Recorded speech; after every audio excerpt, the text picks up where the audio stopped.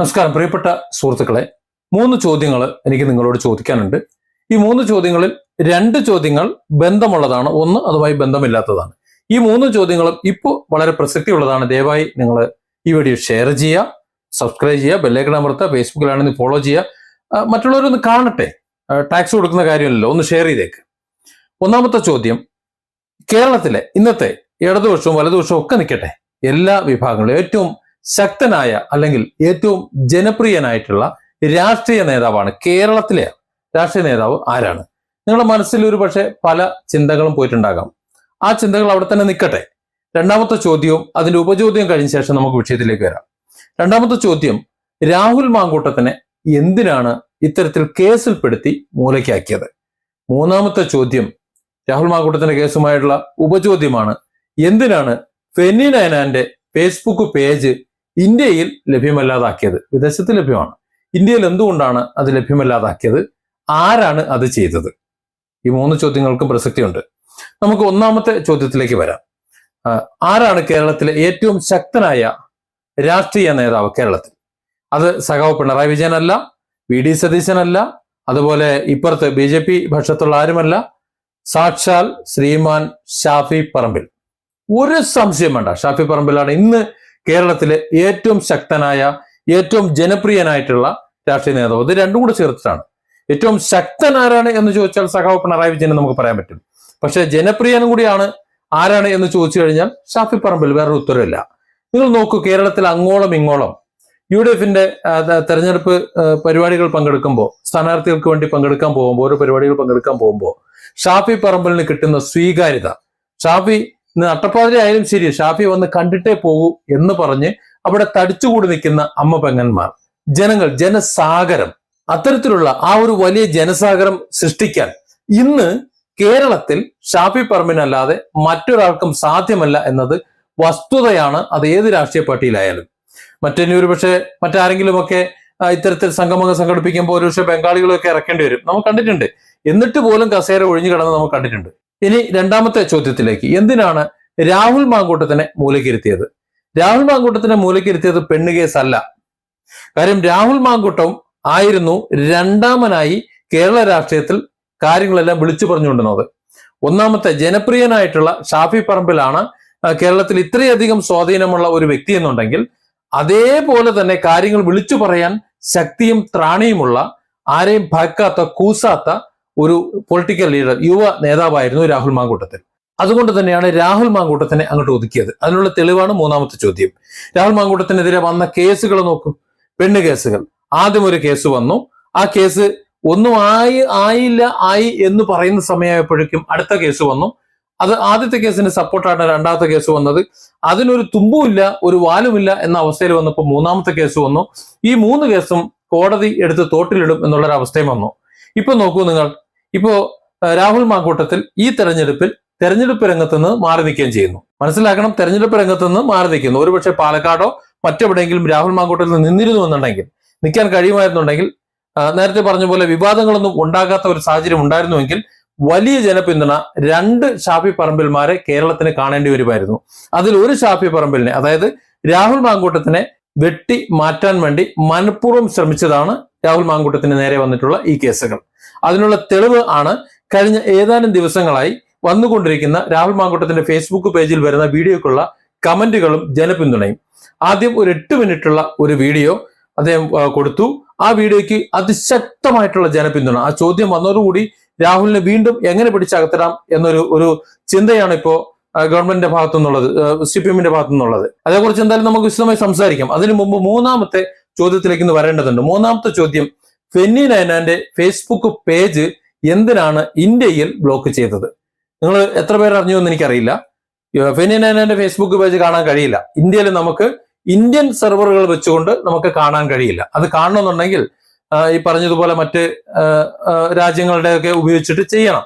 നിങ്ങൾ APN ഒക്കെ ഉപയോഗിച്ചോ VPN ഉപയോഗിച്ചോ ഒക്കെ നിങ്ങൾ കണ്ടു നോക്കി, അപ്പൊ നിങ്ങൾക്ക് കിട്ടും. അതിൽ ലാസ്റ്റ് വന്നിട്ടുള്ള 2 പോസ്റ്റുകൾ, അതിലൊന്ന് ഒരു ടെക്സ്റ്റാണ്, രണ്ടാമത്തത് ഒരു വീഡിയോയാണ്.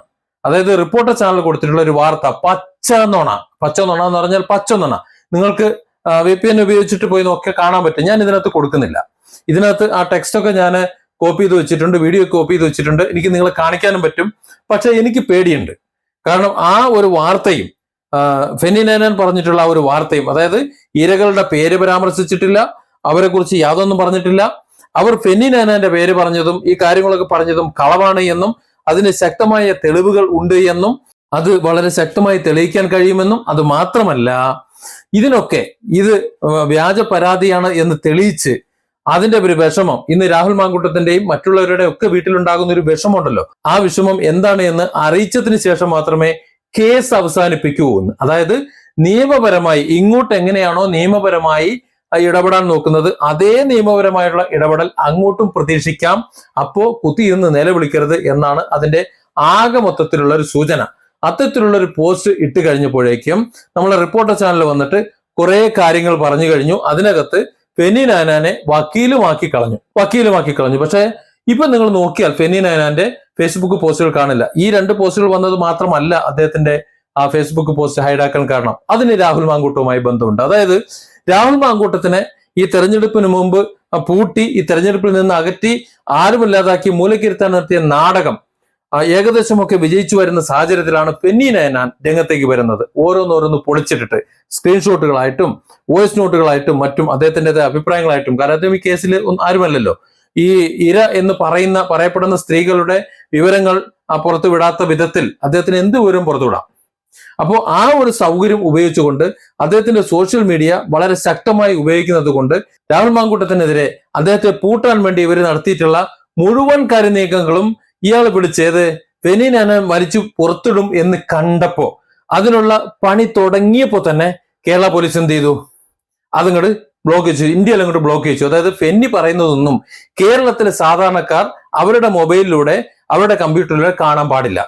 നോക്കൂ, പ്രതിപക്ഷ നേതാവിന്റെ സംസാരം പോലും സർക്കാർ ഇടപെട്ടിട്ട് പോലീസിനെ കൊണ്ട് റിമൂവ് ചെയ്യിച്ചത്, അല്ലെ ബ്ലോക്ക് ചെയ്യിച്ചതാണ്. പിന്നീട് വിവാദമായപ്പോൾ അത് പിൻവലിക്കേണ്ട സാഹചര്യം വന്നു. അതായത് ഇവിടെ എനിക്ക് നിങ്ങൾക്കും ഈ കാര്യങ്ങൾ സംസാരിക്കാൻ പറ്റില്ല. അതായത് ആരും സംസാരിക്കാൻ പാടില്ല, ഈ സർക്കാരിനെ വിമർശിക്കാൻ പാടില്ല, സർക്കാരിന്റെ തെമ്മാടിത്തരങ്ങൾ പറയാൻ പാടില്ല, സർക്കാർ കാണിക്കുന്ന ബാക്കിയുള്ള ചെറ്റത്തരങ്ങളുണ്ടല്ലോ അത് വിളിച്ചു പറയാൻ പാടില്ല. അതുപോലെ രാഹുൽ മാങ്കൂട്ടം ആയിക്കോട്ടെ മറ്റാരോ ആയിക്കോട്ടെ, അവരുടെ ശത്രുക്കളെന്ന് അവർ കരുതുന്നവരെ മനഃപൂർവ്വം കരിവാരി തേച്ച് പുറത്താക്കാൻ ശ്രമിക്കുന്ന ആ ഗൂഢ കർമ്മങ്ങളുണ്ടല്ലോ, അത് പുറത്തു പറയാൻ പാടില്ല. അത്തരം കാര്യങ്ങൾ സോഷ്യൽ മീഡിയയാണ് നമുക്ക് ആകെ ആധാരം. മീഡിയകളെ, ചാനലുകളെ മുഴുവൻ അവർ വിലട്ടിയെടുത്തേക്കാണ്. ഇന്ന് ആകെ ഉള്ളത് സോഷ്യൽ മീഡിയ. ആ സോഷ്യൽ മീഡിയയിൽ നമ്മൾ എന്തെങ്കിലും പറഞ്ഞു കഴിഞ്ഞാൽ സ്വാഭാവികമായിട്ടും നമ്മളെ ബ്ലോക്ക് ചെയ്യും, പിടിച്ചിടും. അതുകൊണ്ടാണ് ഞാൻ ആ വാർത്തകൾ, എന്തായാലും ആ വാർത്തകളുടെ പേരിലാണ് ഇപ്പോ ഫെന്നി നൈനാന്റെ ഫേസ്ബുക്ക് പോസ്റ്റ് ഹൈഡ് ചെയ്ത് വെച്ചേക്കണേ. അതുപോലെ നമുക്കും സംസാരിക്കാൻ ആകെ ഈ പ്ലാറ്റ്ഫോമേ ഉള്ളൂ എന്നതുകൊണ്ടാണ് ഞാൻ ആ വാർത്തകൾ മനഃപൂർവ്വം കൊടുക്കാത്തത്. കാണാഞ്ഞിട്ടല്ല, നിങ്ങൾക്ക് കാണാവുന്നവർക്ക് VPN ഉപയോഗിച്ച് അത് പോയി കണ്ടാൽ ഫെന്നി നൈനാന്റെ ഫേസ്ബുക്ക് പോസ്റ്റുകളും അദ്ദേഹം പോസ്റ്റ് ചെയ്ത ബാക്കി കാര്യങ്ങളും എല്ലാം അവിടെ തന്നെ ഉണ്ട്. ഇനി എന്തിനാണ് രാഹുൽ മാങ്കൂട്ടത്തിനെ കൂട്ടാനായി ശ്രമിച്ചത്? അതും കൂടെ വേണമല്ലോ, അതും കൂടെ ഒന്ന് പറയണമല്ലോ. കഴിഞ്ഞ 2-3 ദിവസങ്ങളായി രാഹുൽ മാങ്കൂട്ടത്തിൽ പുറത്തുവിടുന്ന വീഡിയോ, ആദ്യത്തെ വീഡിയോ ഒരു 8 മിനിറ്റുള്ള വീഡിയോ. ആ 8 മിനിറ്റുള്ള വീഡിയോയിൽ വളരെ വ്യക്തമായി രാഹുൽ മാങ്കൂട്ടത്തിൽ ചില കാര്യങ്ങൾ ചോദിച്ചിട്ടുണ്ട്. എന്നാലും ചോക്കു, നിങ്ങൾ കണ്ടതല്ലേ, കഴിഞ്ഞ ദിവസം ഞാൻ ആ വീഡിയോ ഒന്ന് പബ്ലിഷ് ചെയ്തിരുന്നു. അതിൽ ചോദിച്ചിട്ടുള്ള ഏതെങ്കിലും ഒരു കാര്യത്തിന് ഒരു മറുപടി പറയാൻ ഇവിടുത്തെ CPM നേതാക്കളോ മുഖ്യമന്ത്രിയോ ആരെങ്കിലും തയ്യാറായിട്ടുണ്ടോ? അതിനുശേഷം മറ്റൊരു വീഡിയോ ഒന്നും കൂടി വ്യക്തമാക്കിക്കൊണ്ടൊരു 3 മിനിറ്റിന്റെ ഒരു വീഡിയോ ഇട്ടിരുന്നു. അതിന് ഇതുവരെ മറുപടി പറഞ്ഞിട്ടുണ്ടോ?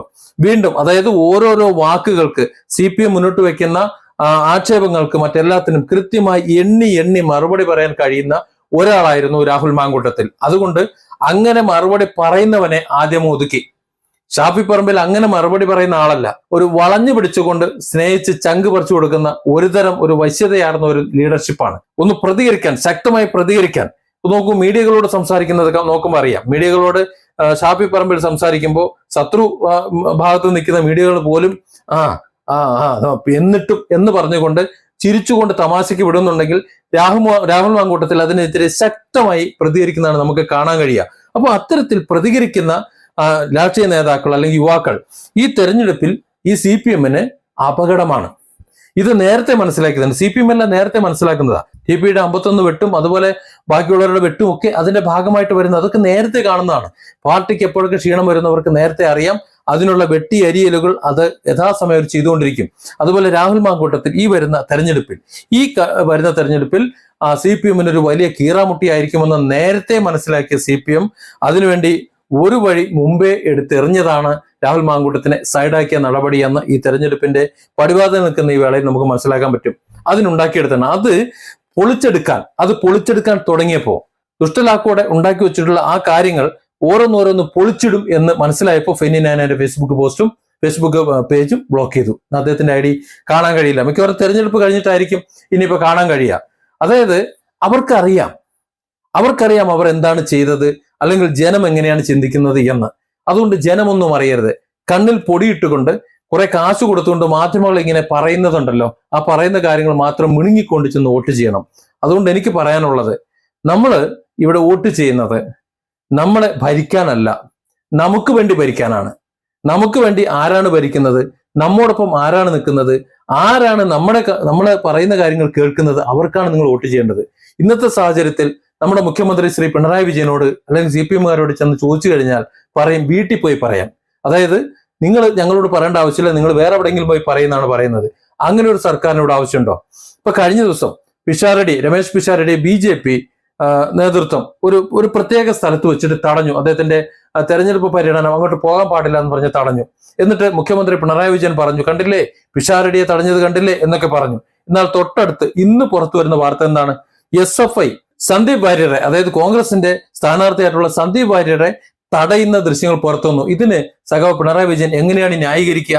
ഇനി ഒന്നുകൂടി പറഞ്ഞാൽ, കണ്ണൂരിൽ നടന്നിട്ടുള്ള ഒരു സംഭവം നമുക്കറിയാം. അതായത് ഒരു കരിങ്കൊടി ഉയർത്തി കാണിച്ചതിനെ കഴുത്തിന് മാരകമായി പരിക്കേൽപ്പിച്ചു എന്ന് പറഞ്ഞ മന്ത്രിയുള്ള നാടാണിത്. അതായത് ഒരു തരത്തിലും വിശ്വസിക്കാൻ കൊള്ളാത്ത ഒരു സമൂഹമാണ് ഇപ്പുറത്ത് നിൽക്കുന്നത്. ഒരു കാര്യം സംസാരിക്കാൻ പറ്റൂല, സംസാരിക്കുന്നവന്റെ കഴുത്ത് നീച്ചു കൊല്ലും. അതിന് തെളിവാണ് ഫെന്നി നായനാന്റെ ഫേസ്ബുക്ക് പൊട്ടിച്ചത്. അതേപോലെ പ്രതിപക്ഷ നേതാവിന്റെ സംസാരം പോലും ഫേസ്ബുക്കിൽ നിന്ന് എടുത്ത് ഒഴിവാക്കുന്ന ഒരു സാഹചര്യം ഉണ്ടായത്. അതുകൊണ്ട് ആരും ഒന്നും മിണ്ടരുത്, ഒരുമാതിരി അടിമയായി നിലനിൽക്കണം.